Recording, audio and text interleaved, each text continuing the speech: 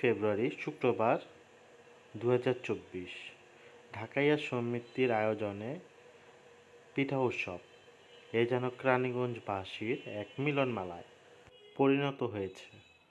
আমরা কেমন উপভোগ করলাম চলুন ঘুরে দেখা যাক।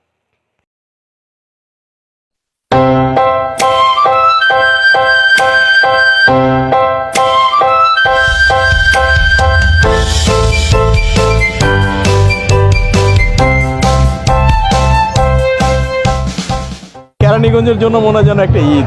প্রত্যেকে নতুন জামা, নতুনভাবে সাজসজ্জা, আসলে কমিউনিকেশনটা এত সুন্দরভাবে তারা তৈরি করছে। প্রত্যেকটা অঞ্চলে যদি এরকম করে হতো তাহলে একটা মানে মিলন মেলার মতো তৈরি হতো। আমার কাছে ভালো লাগছে, এই প্রথম আসছে আপনাদের কেরানীগঞ্জের পিঠা উৎসবে। ভালো লাগছে ভাই, অনেক সুন্দর। আমাদের হারিয়ে যাওয়া ঐতিহ্য সংস্কৃতি আমরা ফিরে পাচ্ছি পিঠা উৎসব। এই যে নতুন প্রজন্মের কাছে আমাদের ঐতিহ্য তুলে ধরা, এটা হচ্ছে সবচেয়ে বড় পাওয়া। এই কেরানীগঞ্জের প্রতিটা সদস্য বিনি সুতার মালার মতো একটা মালা। ঢাকিয়া কেরানী সমিতি হচ্ছে যে বন্ধন, আর তারা হচ্ছে সমস্ত একটা একটা করে মতি।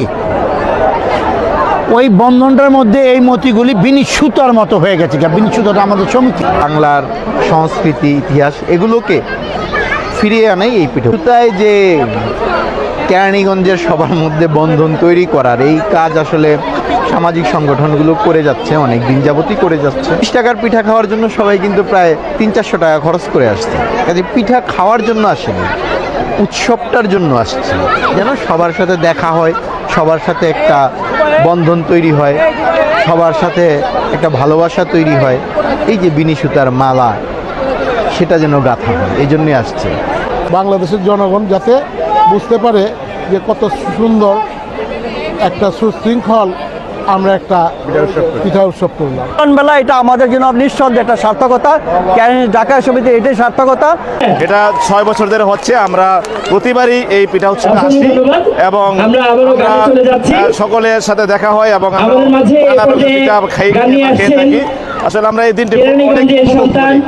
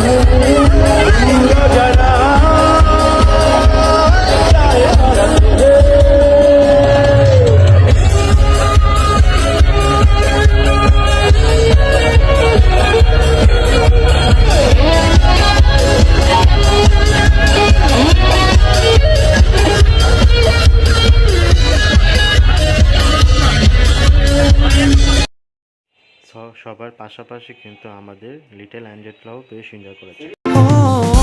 I'm lonely this winter.